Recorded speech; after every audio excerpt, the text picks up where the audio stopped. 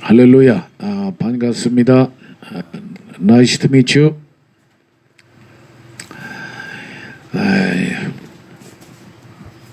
오늘은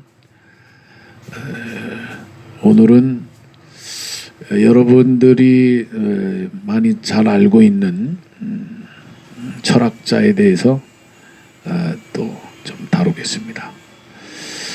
망치를 든 철학자 누구죠? 항상 망치를 들고 철학을 해라.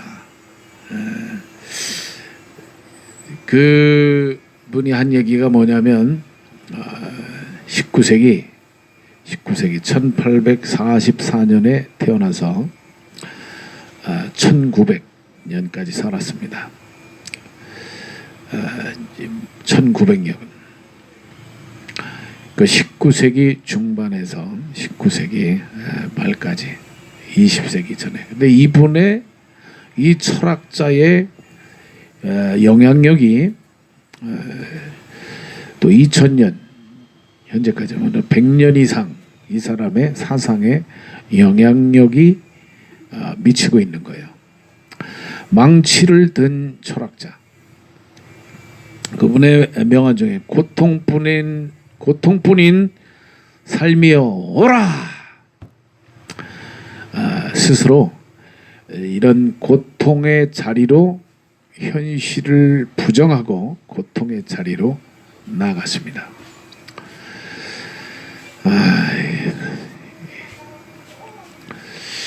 그분의 이제 사상의 핵심적인 용어 중에 하나는 권력의 의지입니다. The power, the will to power, 권력의 의지. 그분은 그리고 또 하나님은 디오니소스, 춤추는 하나님. 하나님을 춤추게 하라. 하나님을 춤추게 하라. 그리고 권력의 의지. 그분이 또 한 얘기가 뭐냐면 이게 초인 사상. 독일어로는 우버멘시. 영어로 하면 이게 오버맨인데 초인 사상이라 그러죠. 초인 사상. 인간의 자기의 이 한계를 넘어가는 그런 인간. 뭐 그분이 한 얘기 중에 이 보이는 세계 이게 중요하다. 보이지 않는 세계도 중요한데 그러나 우리가 지금 말할 수 있는 것은 내가 실천할 수 있는 것은 지금 이 세계 우리 현상에 집중을 하자. 그래서 그분이 뭐 주인의 도덕, 노예의 도덕 이런 말 들어봤어요? 선과 악의 문제는 절대적인 선이나 절대적인 악은 없다. 주인의 도덕, 말하자면 권력을 가진 자가 살인을 해요. 이것도 미덕이 될 수 있다. 이거 미덕. 서양의 사상이죠. 국가가 식민지를 쟁탈하기 위해서 약탈을 했어요. 이게 정의입니다. 이게 선이에요. 이게 옳은 겁니까? 그럼 약자가 힘이 없어서 내가 침략을 당했어. 우리도 일본한테 침략을 당했죠? 그럼 이거는 또 죄예요. 죄. 힘이 없는 게 죄입니까? 이런 것을 생각하게 하는 아주 근본적인 질문이라고 생각을 해요. 그럼 정의는 뭡니까? 요즘에 현대적으로 얘기하면 정의가 이기는 게 아니고 이기는 게 정의다. 싸워서 이기면 승자의 기록. 이게 정의라는 거예요. 그러니까 지금은 혼돈의 시대죠. 혼돈.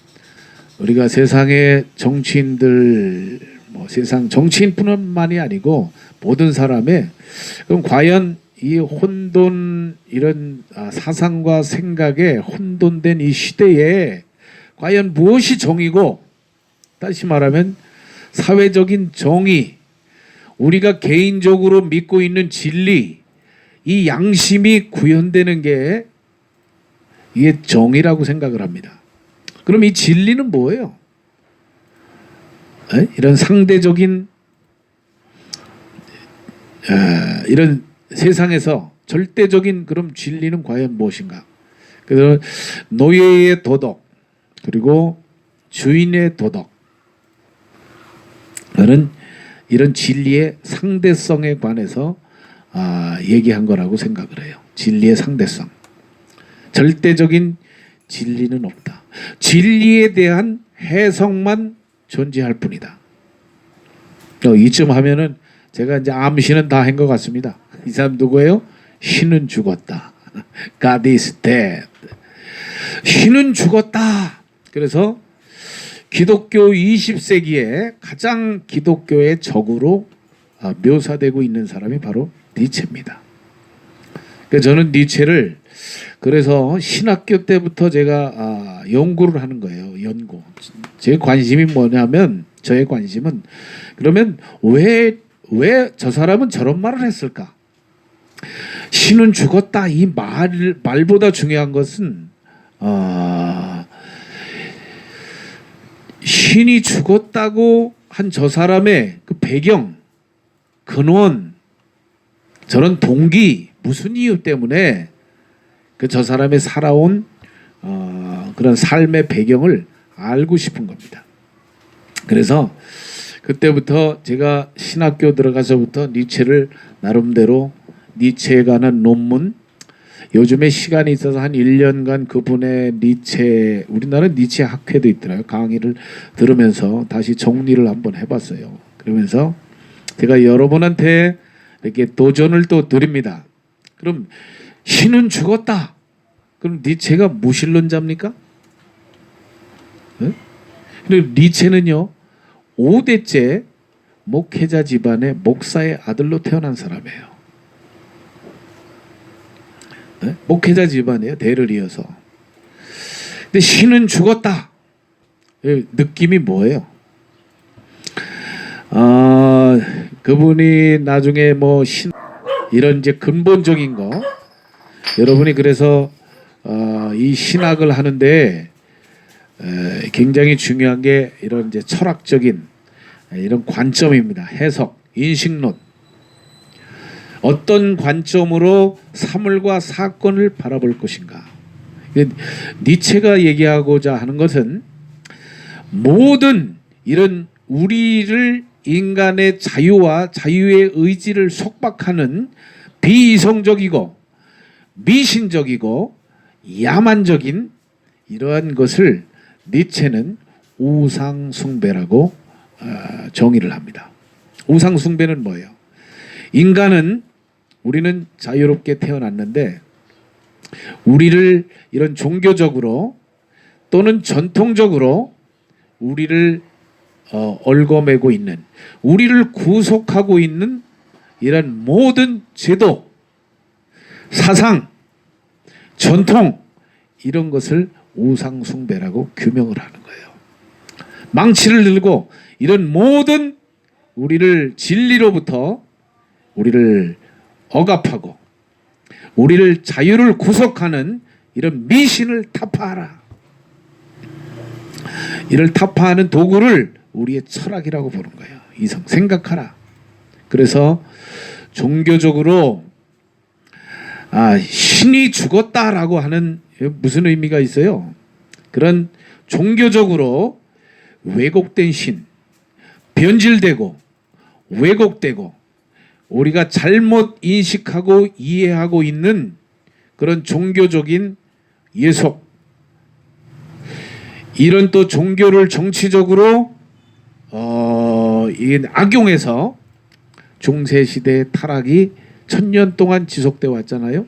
이런 모든 종교적인 정치적 종교, 종교적 정치로부터 우리를 해방시키려고 하는 니체의 숭고한 노력의 결과가 한마디로 말하면 신은 죽었다. 그런 제도적, 종교적으로 죽은 신을 해방시키려고 하는 거예요. 이게 저의 생각일까요? 여러분도 한번 좀 관심을 가져보시고, 제가 이제 30년을 연구를 했으니까 한마디 하는 겁니다. 그럼 니체를 여러분이 만나봐야 돼요. 그분의 책이라도 읽어보고 들어보고 묵상해보고, 그냥 어떤 이렇게 문구에 이렇게 지배를 받지 말고 도대체 저 말의 의미가 뭘까?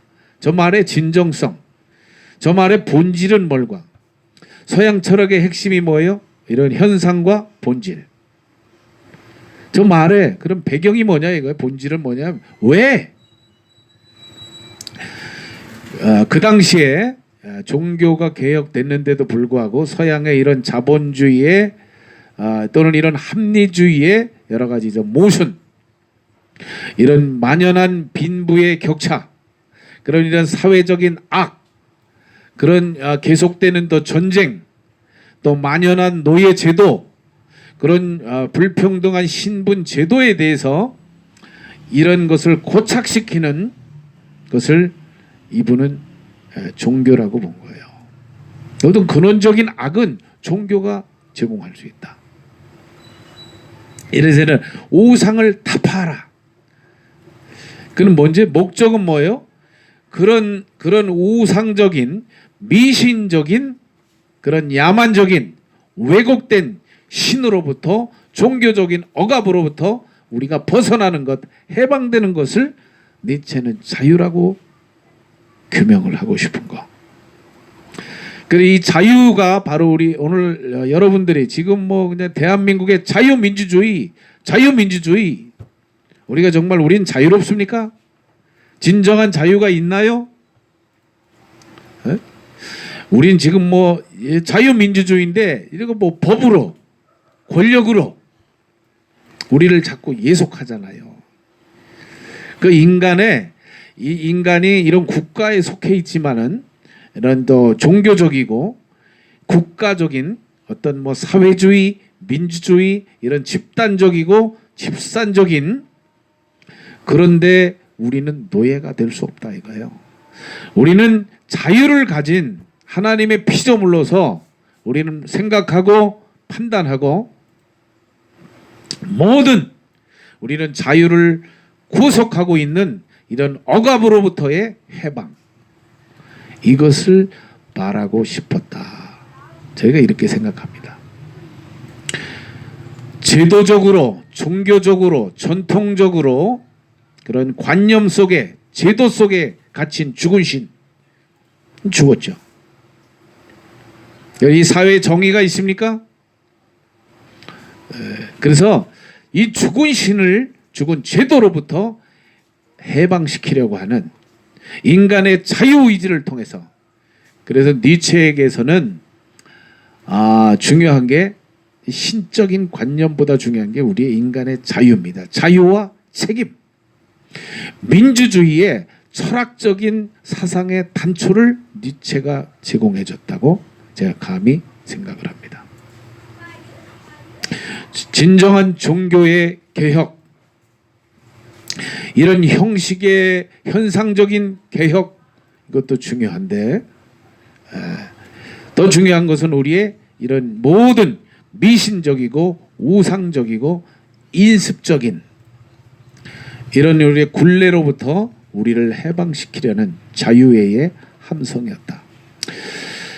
오늘 한국의 많은 논쟁의 핵심, 이거 개혁, 검찰 개혁, 그래서 지금 공수처 설치냐 반대냐, 이 법의 문제가, 법이 문제예요.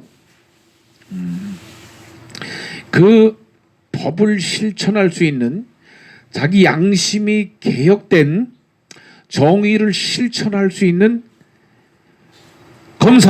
검찰이 중요한 거지 제도의 개혁인 본질이 아닙니다.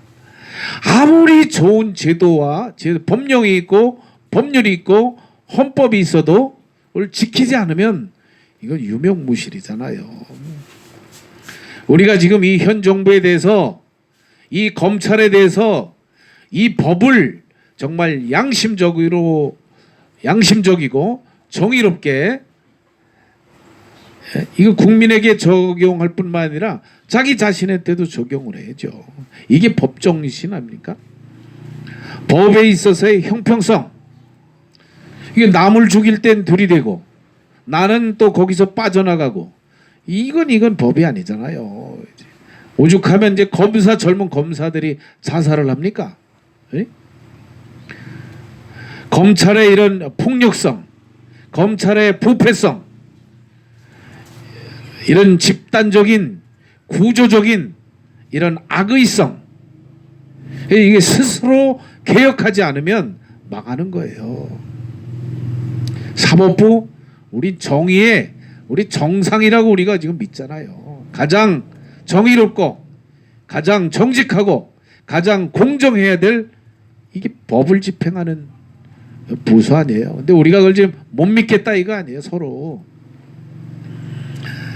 이것은 제도의 개혁보다 본질적으로 오늘 니체가 얘기하려고 하는 우리 이런 양심의 회복, 인간성의 이런 정의의 이런 회복, 이것은 철저한 자기 부정과 자기 개혁을 통해서 온다 이겁니다.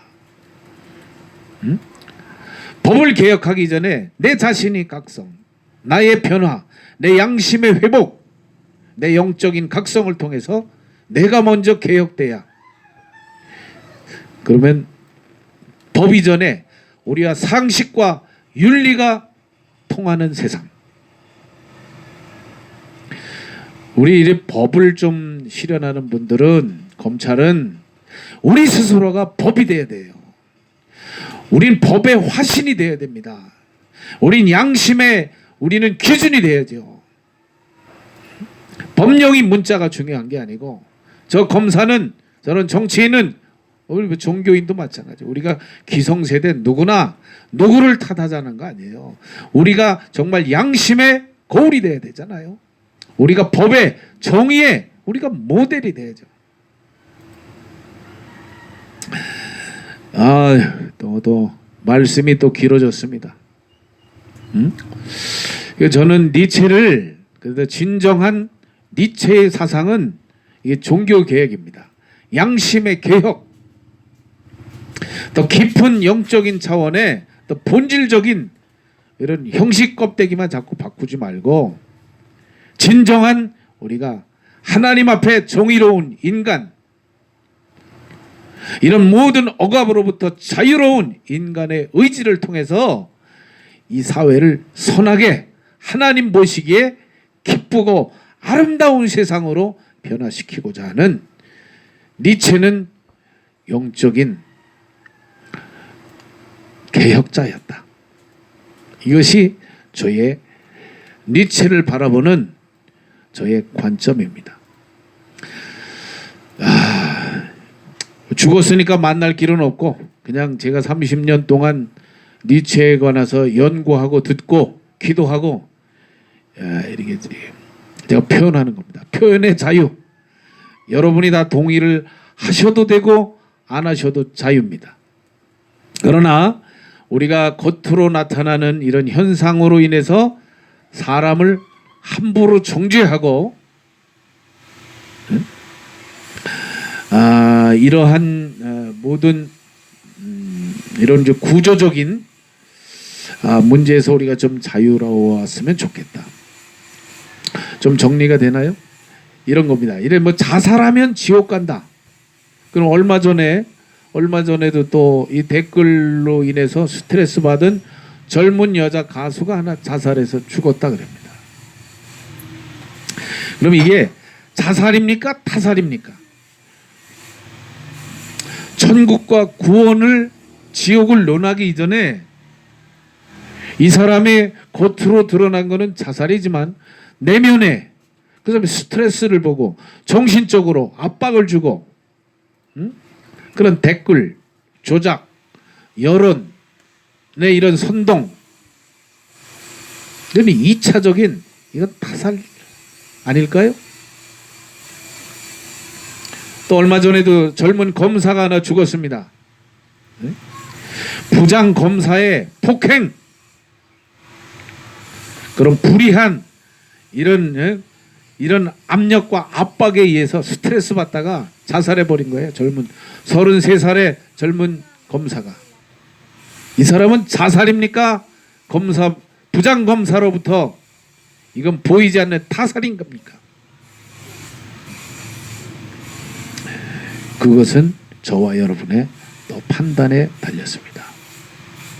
그런 나의 의지와 상관없이 오늘 나의 또는 행동과 나의 결정이 다른 사람에게는 부정적이고 이렇게 아주 치명적인 결과를 초래할 수도 있다. 우린 스스로의 법. 이것은 칸트가 얘기하는 그래 스스로의 입법자. 우리 스스로가 입법, 그리고 우리가 법을 또 우리가 준수해야 되고, 이 일을 통하여 이런 정의와 양심의 회복, 이걸 또 공정하게 실천할 수 있는 공의로운, 공정한, 공평한 이 사회, 이런 꿈을 가진 여러분이 희망입니다. 여러분이 양심입니다. 우리가 양심의 화신이 되어야 됩니다. 할렐루야. 감사합니다.